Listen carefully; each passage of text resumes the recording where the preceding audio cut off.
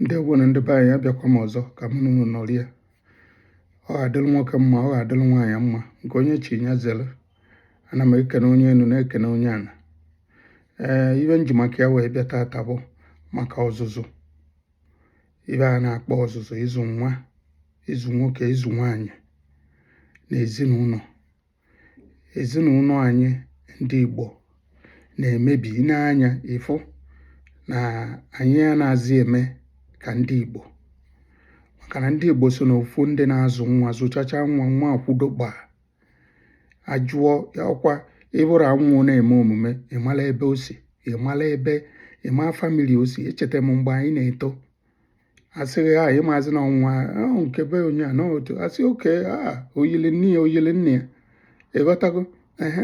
Ịbụrụ mgbe a nsef ọ dụchazi wel like nke ndị gboo, mana at least aka nwee nwa morals, ka nwee nwa respect, nwee ma honesty ma determination, ụmụ ihe niile a na-ebuild a full human being. Mana ọdụọsị ọ na-emebizi everyday n'ala Igbo. Ọnya ka m ji wee sị ka m bịa ka anyị tụnye na ya ọnụ, na ịma na platfọm anyị abụ anyị na-ekwu okwu otu ọ sọpụzụ edu, na-ekwu nke bụ eziokwu. Anyị anọrọ n'ime iksi okwu ma ije mebe ibe ndị ọzọ na-eme ka ọ wee bụ na anyị gain popularity. Ịghọtago. So n'ọnya ka m ji wee sị ka anyị kwuo, ka anyị tụbanye anya, because na anyanwụ ibe bụ anyị chezọrọ na another generation, not the next generation, na ndị agha emechakwa bụrụ papa bụrụ mama ụmụaka. A ga-emechakwa na ọ na pozishọn anyị tata, na ọ na pozishọn nne na nna tata. Ọkwetago. So na ibe anyị kụziri in most cases ka ba ga-use for their own children. Ifugie most of us na-use kịta ibe nne na nna anyị kụziri anyị on our children. Odo na ibe agbanwego, because a ga-adịsị ka egburu anyị wayo, because na generation anyị a ka ha fụtakwazịrị ọdụ ọzọ otu ọ dị mgbe anyị wee too. So na anyị bịazi meetie different ibe, na ọdụkwazịa ka ndị onye zụchara abịa nata egwu onye wayo. Ọ bụrụ ibe agwara ya ọ zụta ka ọ bụzi ka ọ na-alụrụ ụlọ. Mana udo o nwere, Chineke ga-edukwa anyị. Anyị atadị ya bụ ndị so anyị n'azụ, ọ dụzialụ bụ oke.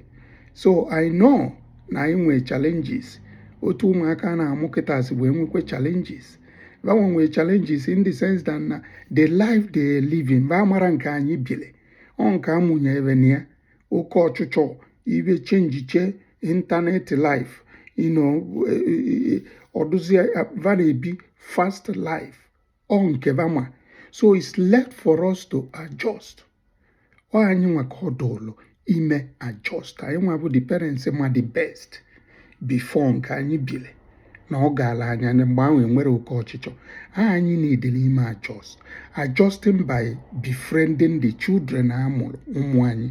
Anyị eme ebe oyi ka anyị wee ghọtaba. Once anyị mere ebe oyi, anyị aghọtaba, because vanwa na onwe ba aghazi atụ anyị egwu, arazi na ha idele anyị ibe, ba na-akọwala anyị ibe otu o si wee dị. This thing I'm saying, I've tried it in my own family. Oga and ndị ọzọ na-emekwe ya.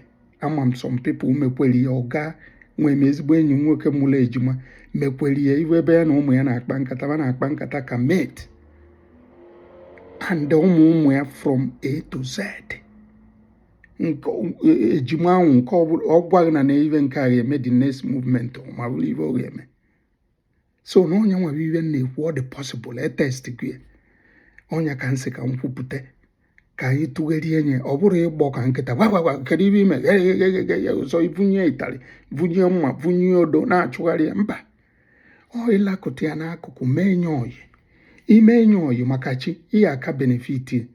One bụ na ahazi at least onwe more respect na ịnara ewe nzi ịtarị ebe ọ nọ. Secondly, onwe ibe otu ụwa si achụgharịba. Ịghọtago. Ọ kọwala gị nwa wee maka ihe esi blend ya. Thirdly, nyanwa na-respect gị, ikwu okwu gị ghara etufie, because gị nwa bụ ezigbote true friend onwe, na ọ bụrụ ndị onwe n'ezi na-akọ ya wuwu. Ịghọtago. So na ọnya nwa bụ ibe na-ekwu na ọ ka mma ebe a sị na okenye ga-aga ebe anyị nọ wee fụ na baghara afịa ma barie enu oji. Ọ karazi mma iluwe iduru tebe n'akụkụ, and anyị ka wee mal the better way. Ịghọtago.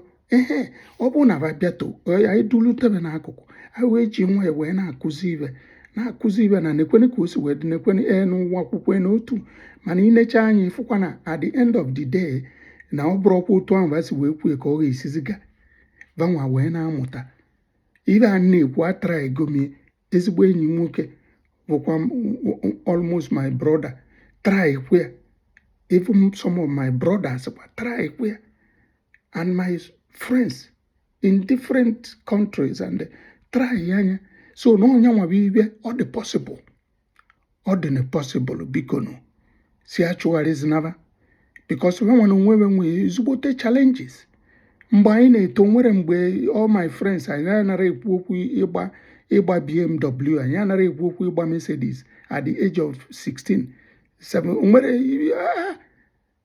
ịmakwana in fact ịmakwana na ifu na ịbụ nwaanyị agba ọtọ na ordinary newspaper anyị anara eme ihe emechi anya gị ihe eme ma na ihe egwu a na ihe onweghị ime ịbụchazie dị nwaanyị agba ọtọ iwe sikwe na ebe iriba n'ime ana wee rifta maka na onye mmaghị ọkwa onye mmaghị fụ inwere nsogbu nke kịta azịbụ a na-egosibe anya ma na telivishọn ma ya si ya na ọsịrị sọsọ ya alone gosi ụdị challenges ma na-efesi and ọ bụrụ na ị nọrọ ma nso duru tebe nso ịma na na-ekwughị ka ọ ha na-ejewe yara ama before ịmazialị enu na ọbaso wee jee ori ebe dị otu ma ọ na ọbaso wee jee ntọ ebe dị otu nke nwaanyị ma ọ nọ na Bini ma ọ sọpozu ịnọ na Anambra steeti na-agụ akwụkwọ asịghị na abụrụ ya na Ghana ọ na-amaka so mmadụ enebu n'anya na ụmụ ya because na nne na nna anyị enewere anya ọnọs onye bụ eziokwu ya kwuo abịa na nke a mmadụ eblem kelibe na anyị nwa bụ nne na nna sọpozu ilube nso ajọs tụọ maka gị na onye amara ibe imekọ ibe ịma na ihe agbalata level ya ọ bụ na ị gbaratara level ya ka ọ ga-esi ma ibe na-akọ